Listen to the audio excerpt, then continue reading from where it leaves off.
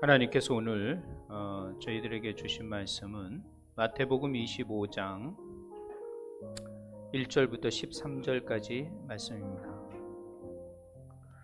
오늘 하나님께서 저희들에게 주신 말씀은 마태복음 25장 1절에서 13절까지 말씀입니다. 제가 가지고 있는 신약성경 42쪽 마태복음 25장 1절부터 13절 한 절씩 교독하시고 마지막 절은 합독하시도록 하겠습니다. 1절 하나님의 말씀을 들으십시오.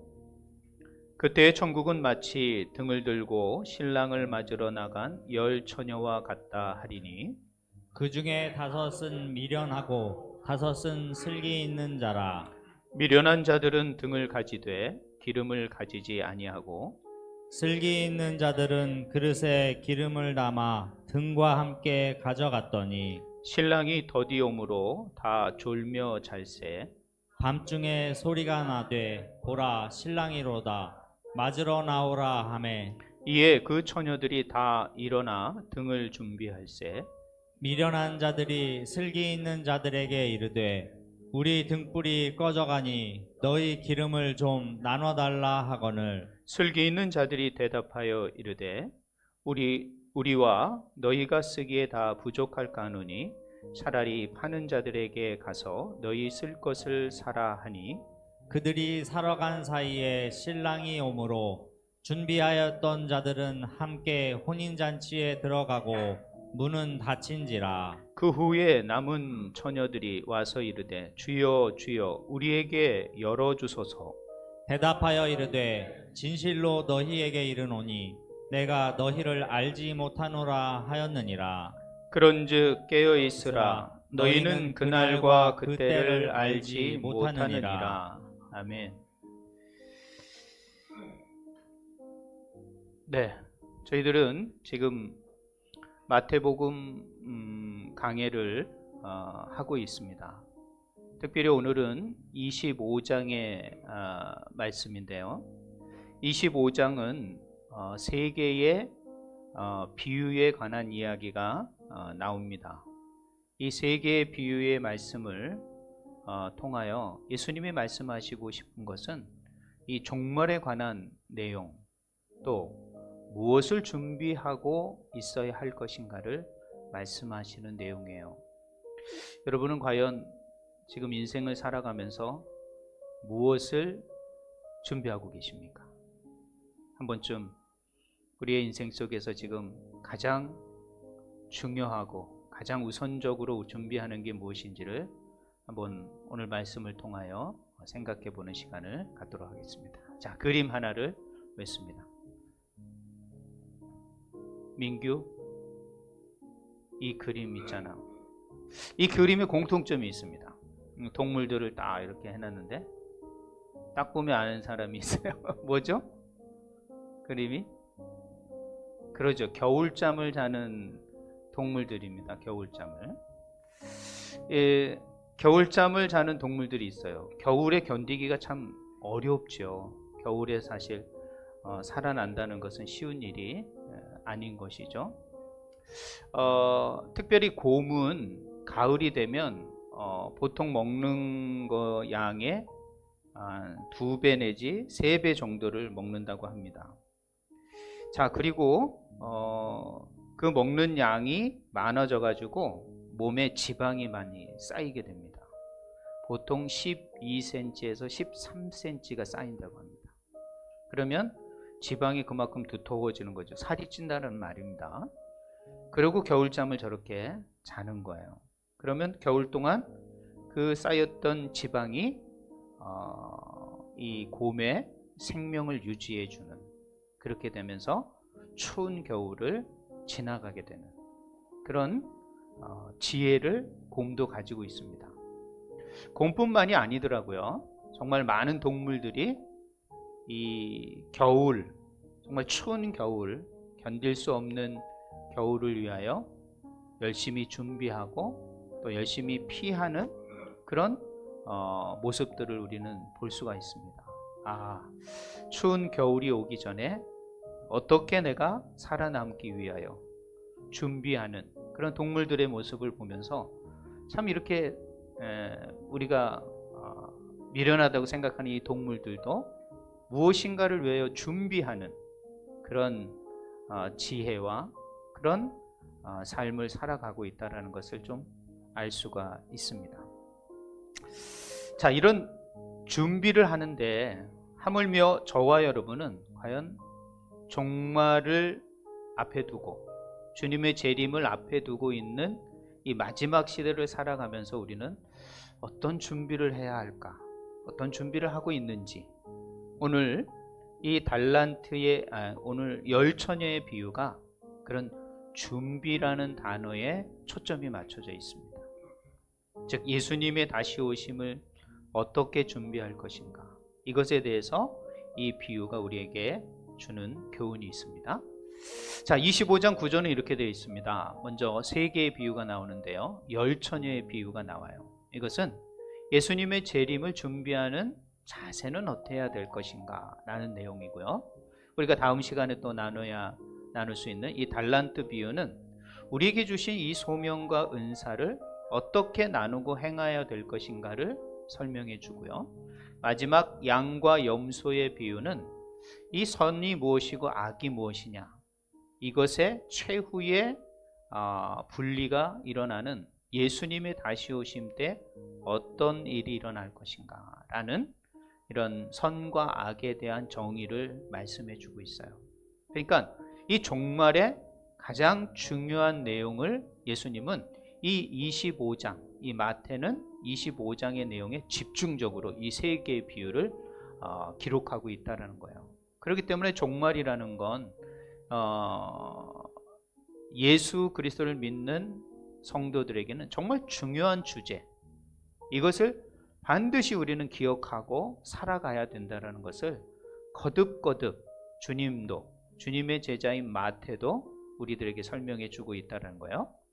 자, 마태복음 이 3장의 비유는 이렇게 정리할 수 있겠습니다. 성도가 종말에 분명히 임할 것을 믿고 준비하는 삶을 살아야 된다. 또 하나님께서 각자에게 주신 소명과 능력으로 세상에서 하나님께 영광을 돌리는 삶을 살아야 한다. 그리고 하나님의 사랑과 계명을 실천하며 적극적인 자세로 살아가는 것을 교훈한다. 이런 교훈의 내용들이 이 세 비유의 내용입니다. 그럼 오늘은 우리가 읽었던 이 10처녀의 비유를 좀 가지고 좀 말씀을 나누도록 하겠습니다. 여기에는 공통점과 차이점이 있습니다. 분명하게 나뉜다는 것이요. 그러나 나뉘기 전에 그들은 공통점을 가지고 있었어요. 뭐냐 하면 다 신랑을 기다렸습니다. 그죠? 10처녀가 다 신랑을 기다렸어요. 한 사람도 안 기다린 사람이 없어요. 다 10처녀가 기다렸어요. 또 처음에 등불을 다 들고 나갔습니다. 등불이 없지 않았습니다. 다 등불을 들고 나갔고요. 그리고 슬기로운 5처녀만 안 자고 미련한 5처녀만 좋은 게 아니에요. 다 졸았어요. 다 졸았고 다 잤습니다. 또 신랑이 온다는 소식이 10명이 다 들었습니다. 무슨 5명만 듣고 5명은 못 들어서 못 나간 게 아니란 말이에요. 다 들었어요. 그리고 신랑 앞에 모두가 섰어요. 사실 섰어요. 섰는데 지금 문제가 뭐냐면 혼인잔치 안으로 들어가지를 못했다라는 거예요. 혼인잔치 안에. 그러면 여기서 혼인잔치는 어떤 것입니까? 바로 천국을 의미하는 것이죠. 결국에는 이 땅에서 예수를 믿고 예수님을 기다리고 예수님 앞에 섰는데 결국에는 천국에 들어가지 못했다라는 거예요. 혼인잔치에 들어가지 못했다라는 거예요. 왜 그랬냐는 거예요. 왜 그랬냐는 거예요. 그 공통점이 너무도 많이 가지고 있는데 그럼 그 차이점이 뭐냐는 거예요. 차이점은 여기서 말하기를 슬기로움과 미련함으로 말하는 거야. 슬기로운 자는 어떤 자이고 미련한 것은 어떤 것인지를 말씀해 주는 거예요. 분명하게 가려진다는 거죠. 그래서 5은 슬기롭고 5은 미련해요. 그리고 그러면 그 슬기로움과 미련함의 차이는 뭐였다? 기름을 준비함과 준비하지 못함으로 나눠진다는 거예요. 다 신랑 앞에 등불을 들고 신랑 오심을 맞이했는데 누구는 기름을 준비하고 누구는 기름을 준비하지 못한 차이가 있다라는 거예요. 그리고 어떤 사람은 신랑을 맞이했고 끝까지 맞이했고 어떤 사람은 신랑을 맞이했다가 끝까지 동행하지 못한 그런 모습이 나오고요. 그러므로 마지막에 누구는 혼인잔치에 참석하고 누구는 혼인잔치에 참석하지 못하는 이런 차이점이 나타나는 거예요. 그럼 여기서 가장 중요한 의미는 뭘까요? 다 등불을 준비하고 횃불도 준비했는데 뭐의 차이로 이렇게 극명하게 차이가 날까요? 바로 기름을 준비하지 못했다는 거예요. 준비하지 못한 것이 있었다라는 거예요. 그래서 준비해야 된다라는 것을 여기선 말하고 있다라는 거예요.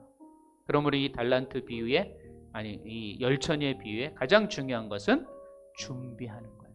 주님이 오시기 전에 무엇을 준비할 것인가? 이것이 가장 중요한 키포인트라는 것을 여러분이 기억하셔야 돼요. 그러면 좀 말씀으로 한번 들어가 보도록 하겠습니다. 우리가 세상을 살면서 직장을 다닐 때 직장에서 승진하는 사람들 있잖아요. 승진하는 사람은 어떤 사람입니까? 잘 보면 드라마를 보거나 뭐 주변에 보면 준비된 사람, 그죠? 준비된 사람이 다음 단계로 자리를 옮길 수가 있게 되는 거예요. 준비되지 않은 사람을 다음 자리로 옮겨질 수는 없는 거죠. 목사들도 마찬가지입니다. 늘 설교할 준비를 하고 있어야 되는 것이에요. 준비된 사람이 사실은 마지막에 쓰임 받을 수 있는 것입니다. 그래서 준비라는 건 참 중요한 일이죠. 자, 그럼 오늘 본문의 말씀을 좀 한번 생각해 보겠습니다. 여기 1절에 보면 천국, 그러면 어떤 것을 의미하냐면 우리가 가야 할 이 혼인잔치를 의미하는 거예요. 근데 등을 들고 신랑을 맞으러 나간 열처녀와 같다라고 말을 하는 것이에요. 그래서 여기 신랑은 누굴까요? 바로 혼인잔치의 주인공인 예수님을 의미하기도 합니다. 그러면 이 열처녀는 누구냐? 이 땅을 살아가는 성도들의 모습이에요. 성도들이라는 거예요. 모두 그 예수님의 다시 오심을 간절하게 기다리는 그 혼인잔치의 사실 들러리로 이렇게 참여하게 된 사람들이에요. 근데 여기서 다섯은 미련하고 다섯은 슬기로움으로 나뉘게 되는데 그것은 바로 기름을 준비했느냐 안 했느냐라는 것이에요. 그래서 이 기름을 준비하는 것이 너무도 중요하다라는 것을 우리는 알 수 있죠. 그럼 이 기름은 뭘까? 여러분, 기름이 왜 중요할까요? 우리는 참 이해가 안 되죠. 왜냐하면 이렇게 스위치만 올리면 전기가 불이 와 있으니까요. 이게 참 여러분은 잘 생각할 수 없습니다. 그러나 그 등불이 왜 중요한지를 좀 아셔야 되는데 그 문화적인 차이 때문에 그래요.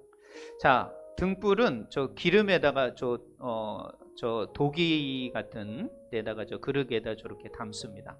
옆에 있는 나무는 그 지중해 해안이죠. 이스라엘이나 그리스나 스페인, 모로코, 북아프리카, 이집트에 아주 들판이나 바닷가에 흐드러지게 피어 있는 올리브 나무. 요 앞에 있는 게 이게 올리브 나무입니다, 사실은. 이게 보통 한 2m에서 3m 정도밖에 안 크고, 물론 큰 종류도 있습니다. 보통 우리 키보다는 조금 더 2배 정도 큰, 그렇게 해서 저런 열매를 따서 저것으로 기름을 만드는 거예요. 그러니까 지금은 뭐 대량 생산해서 슈퍼에서 기름을 살 수 있지만 옛날엔 그러지 못했거든요. 저렇게 기름을 기회가 있을 때, 시간이 있을 때 기름을 짜놔야 돼요. 그리고 기름 짜는 게 얼마나 수고롭겠습니까? 그죠? 그것도 짜야지요. 그 정제 작업을 지나야죠. 아주 복잡한 과정과 시간과 인내가 들여지는 거예요. 그러니까 기름을 준비한다라는 것은 그동안 인내하고 성실하게 그 기름을 차곡차곡 준비해 왔던 것을 의미하는 거예요. 그냥 우리처럼 슈퍼에서 딱 사가지고 올 수 있는 기름이 아니라는 거예요, 옛날에는.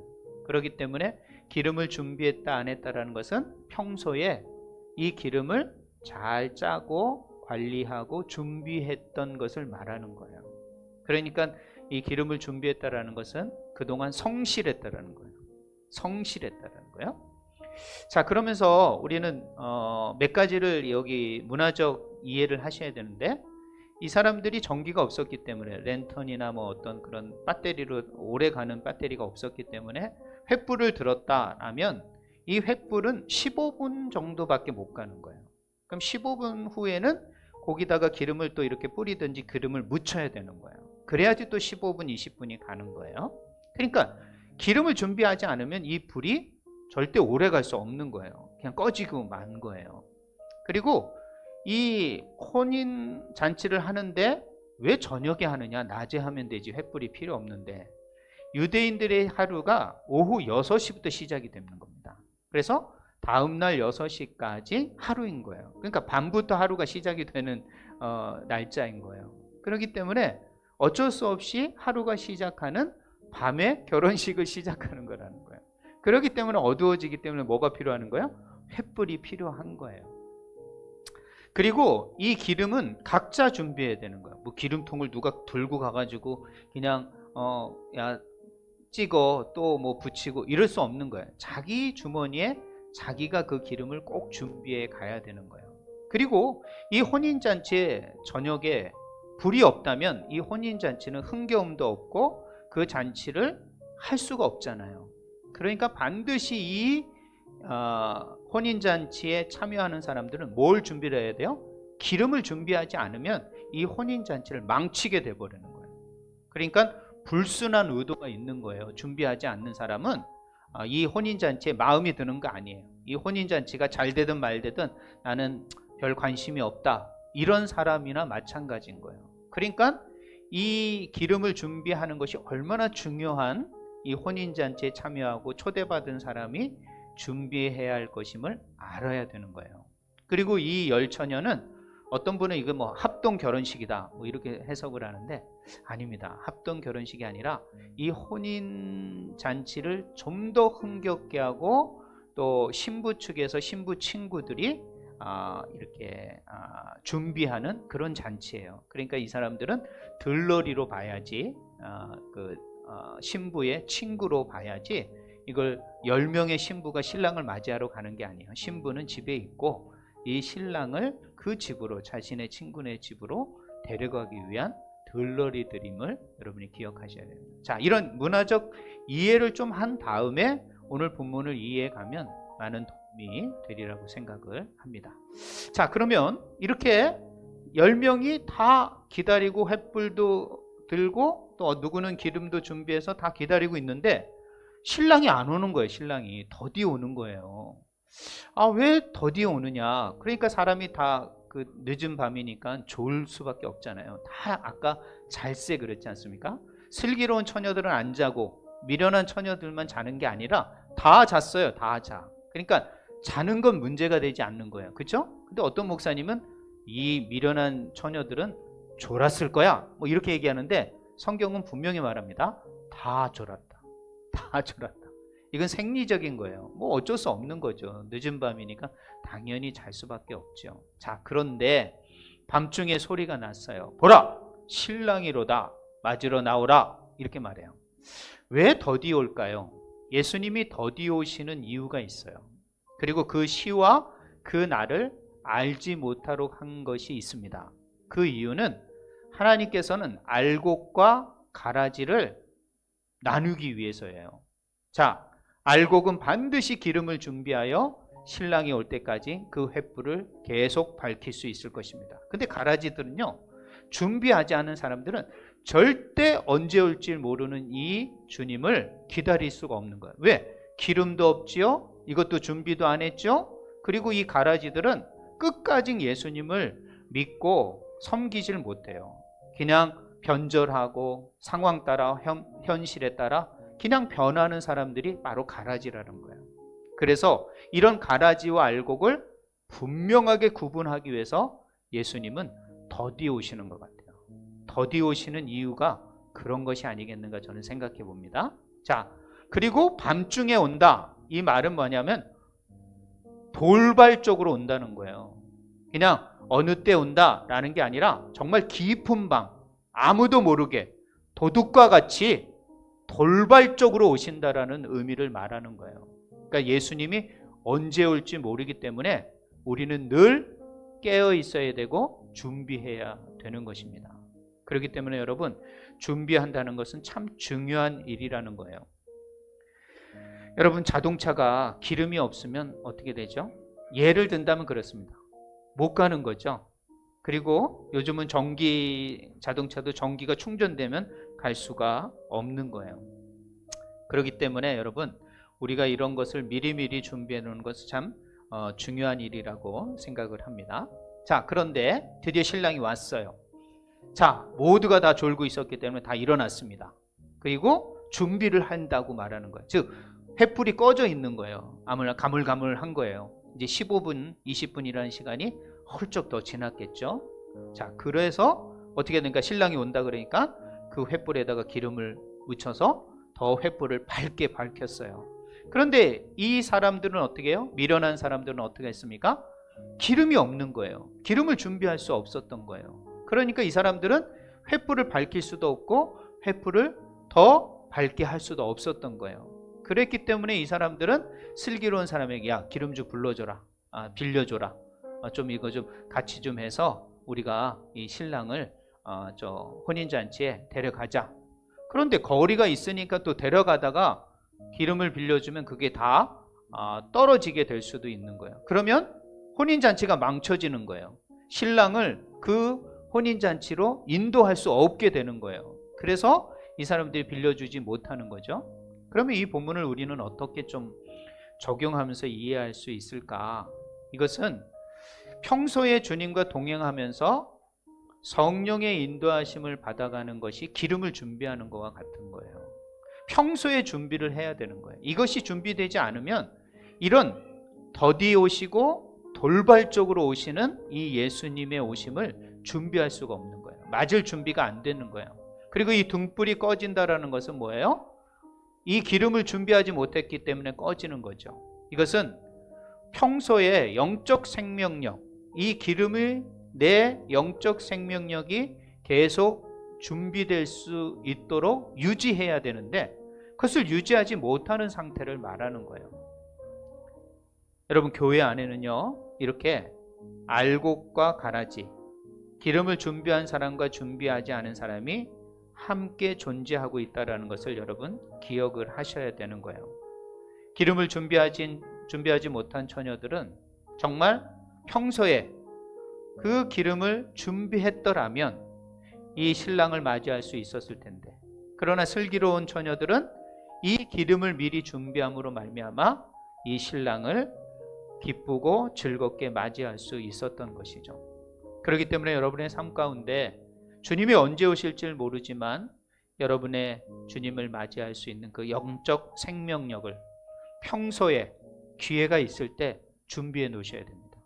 그런 걸 준비해 놓지 않으면 예수님이 갑자기 오시고 돌발적으로 오실 때 여러분 예수님을 맞이할 준비가 되어 있지 못하는 상태가 되어버리는 거죠.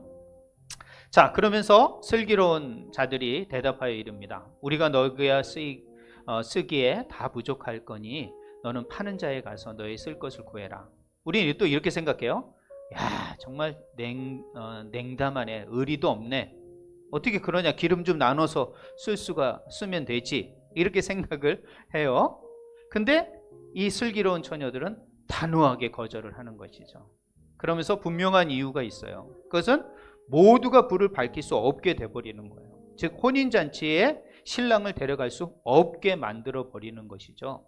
그 미련한 사람들 때문에 이 슬기로운 사람들도 다 불을 꺼트릴 수밖에 없는 그런 상황이 돼버리는 거예요. 그렇기 때문에 단호하고 분명하게 안 된다고 말을 하는 것이죠. 이것은 뭐냐 하면은 기름은 보통 이 예화에 보면 성령이라고 보고 있어요. 성령의 불 뭐 이런 식으로 성령을 의미하는데 여러분 우리가 받은 이 성령을 나눌 수 있습니까? 내 성령 좀 남아도니까 너한테 줄게. 여러분 그럴 수 있습니다?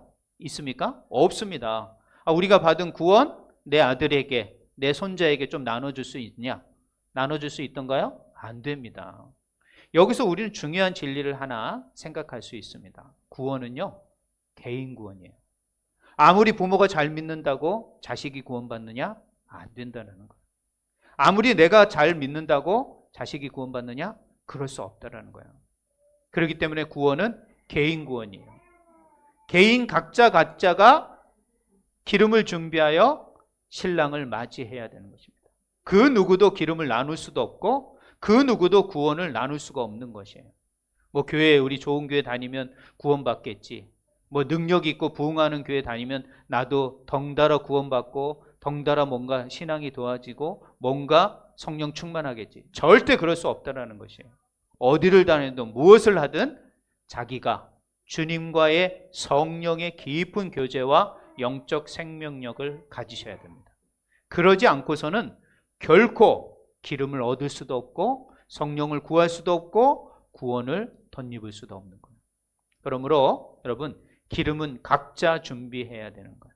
구원은 개인 구원을 성경은 말하고 있다는 것을 늘 기억을 해야 되는 거예요. 그러므로 여러분, 기회가 있을 때, 시간이 있을 때 준비하셔야 돼요. 이렇게 일상을 살아가는, 평소에 살아가는 이런 모습 속에서 기름을 준비하는 것이 아주 중요한 것이죠. 자, 그러면 그들이 기름을 이제 얻을 수 없으니까 급하게 신랑이 오므로, 신랑이 이제 왔으니까 이거 안 되겠다, 불이 꺼졌으니까 기름을 사러 갔어요. 기름을 사고 온 사이에 어떻게 됐습니까? 그들은 혼인잔치에 들어가 버린 거예요. 그리고 혼인잔치에 문이 닫혀버린 거예요. 자, 미련한 다섯 처녀가 문을 열어달라고 합니다. 주여, 주여, 문을 열어 주소서, 이렇게 말해요. 그럼 우리는 또 이렇게 해석해요. 참 치사하다. 이런 잔치에 사람들이 많이 오면, 누구나 오면 환영해야지, 이 문을 닫아버리면 어떡하냐, 이렇게 이 본문을 해석할 수 있어요? 아니에요. 그 당시에 도둑과 강도들이 많았습니다. 그래서 이렇게 많은 사람이 모이고 즐거운 자리가 있으면 이 도둑과 강도들이 와서 그 잔치를 아주 망가뜨리고 그 잔치에 아주 험한 일을 하게 되는 거예요. 그래서 이 사람들은 초대한 모든 사람이 딱 오면 문을 닫아버리는 거예요.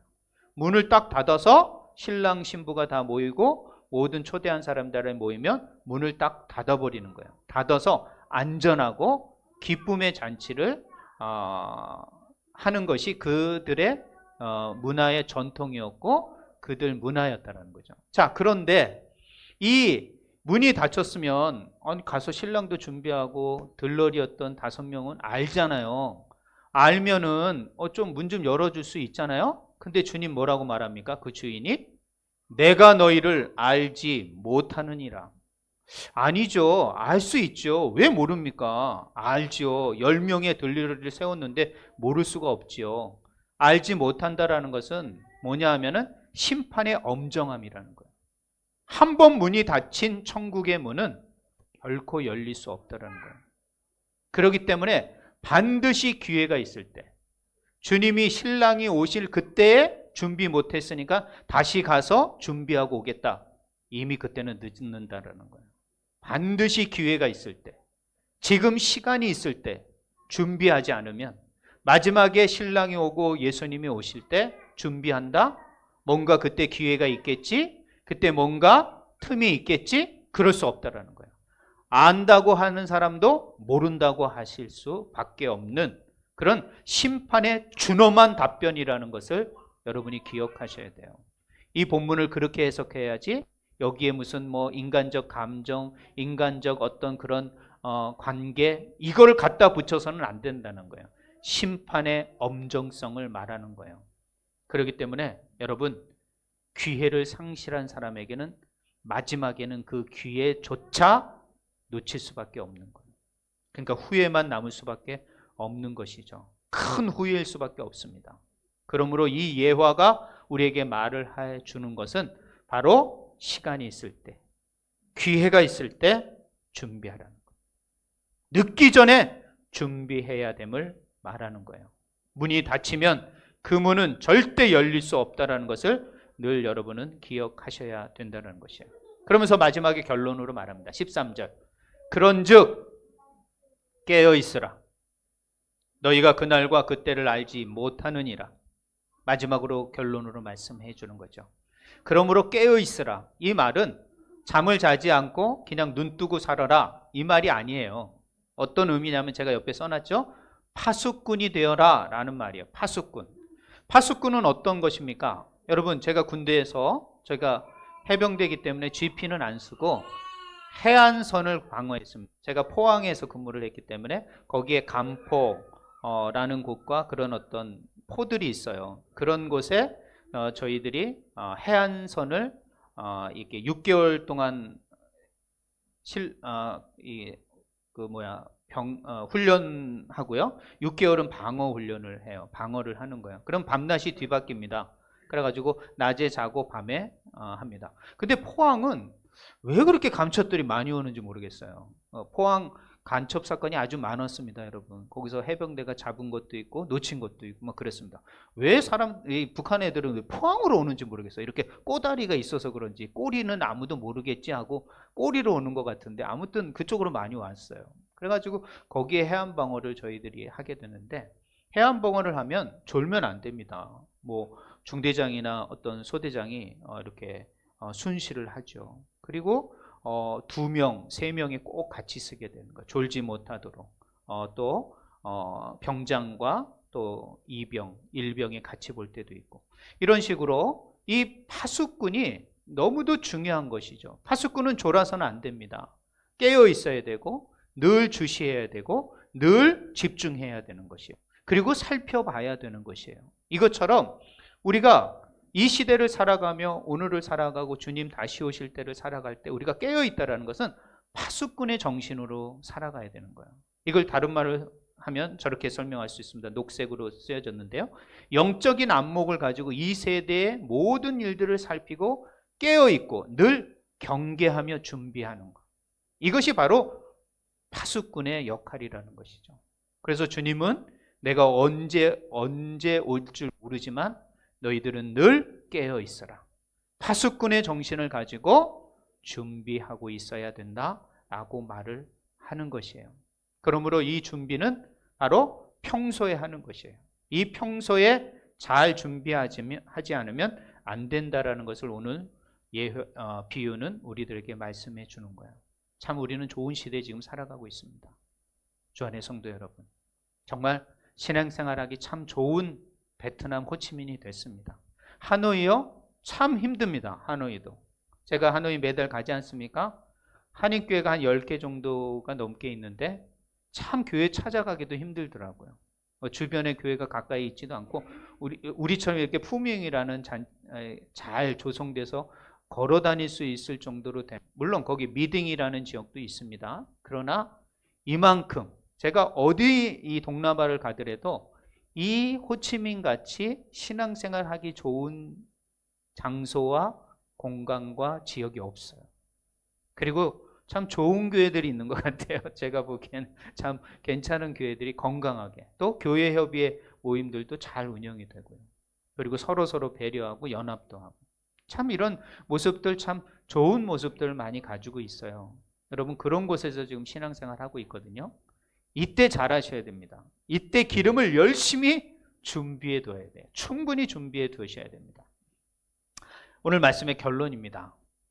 저는 우리 교회 표가 너무 좋고, 물론 제가 결정해서 그런 것보다도 저는 우리의 신앙생활의 모든 것은 바로 성령 충만함이 되어야 된다라는 말을 하고 싶어요.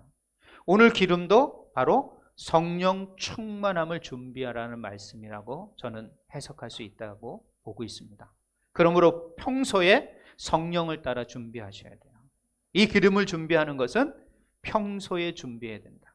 여러분의 생각과 여러분의 어떤 능력으로 준비하는 게 아니라 성령을 따라 준비해야 돼요. 그리고 기회가 있을 때, 시간이 있을 때 그것을 준비해 두셔야 되는 거예요.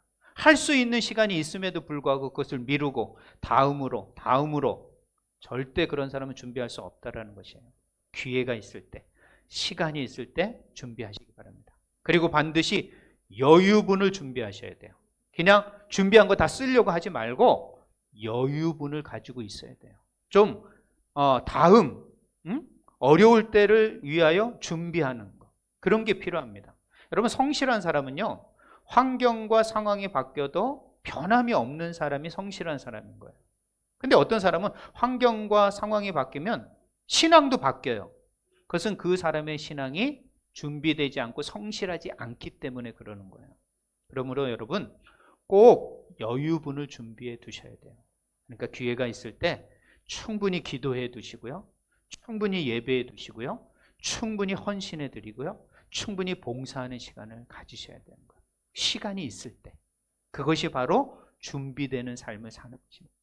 그리고요, 특별히 어떤 신앙의 모양을 갖추려고 하지 마세요. 신앙의 능력을 가지셔야 되는 거예요.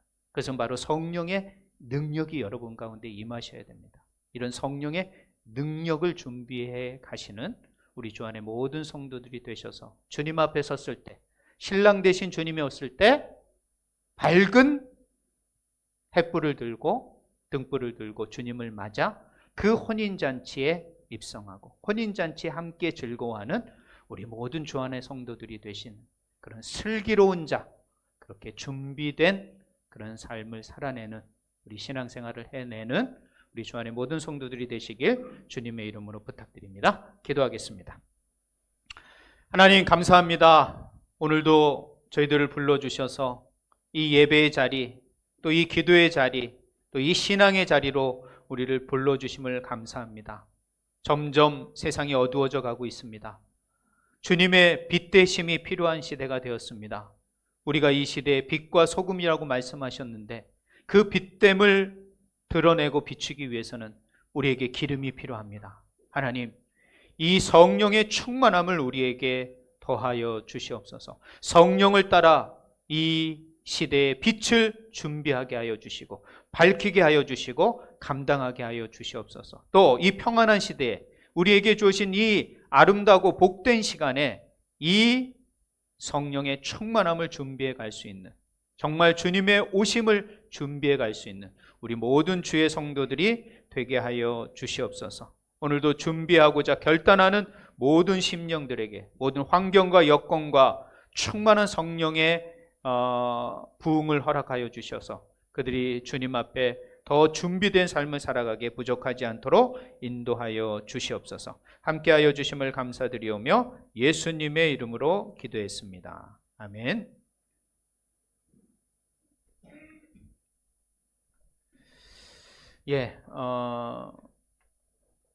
어제 그제가 6월 1일이죠. 6월 1일이 우리 베트남 어린이 주일입니다. 어린이 주일. 그래서 어린이날이죠. 근데 이 어린이날이 우리나라보다 앞으로 나오세요. 오케이. 어들 탄 우리 그 나라보다 먼저 어린이날이 제정됐습니다. 이 베트남에. 그래서 이 어린이들이 어린이날이 1950년에 아시아에서는 첫 번째로 제정된 나라가 베트남입니다. 그래서 이 어린이날을 지키고 있어요. 그래서 돕고 우리가 기도하고 있는 우리 친구들 한번 그동안 못 불러서